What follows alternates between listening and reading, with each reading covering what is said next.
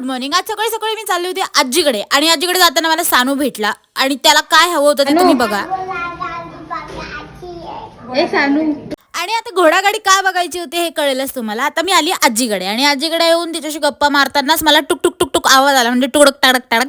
आणि मी बघितलं तर हे घोडागाडी चालली होती आणि हीच घोडागाडी आय गेस सानूने बघितली असेल म्हणून. तर आई निघाली होती पुण्याला आणि फाईन किस देत देत चालली होती, म्हणजे यु नो जेनजी आजी माझी. तर आता पुण्याला निघाली म्हणजे हा खूप वर्षांनी मुहूर्त लागला असेल कदाचित आजोबा गेल्यानंतर, 4-1 वर्षांनी 4-5 वर्षांनी. आणि मामा मामी घ्यायला आले होते स्पेशली आईला पुण्याला जाण्यासाठी. आम्ही त्यांना बाय केलं पटापट आणि ऑलरेडी त्यांना उशीर झाला होता कारण 3ला निघायचं ते 5ला निघाले होते. त्यानंतर मी वर आली, आवरला आणि सरावाला जायला निघाले कारण की तयारी जोरात चालू आहे आणि मला एक दिवस पण मिस करायचा नाहीये.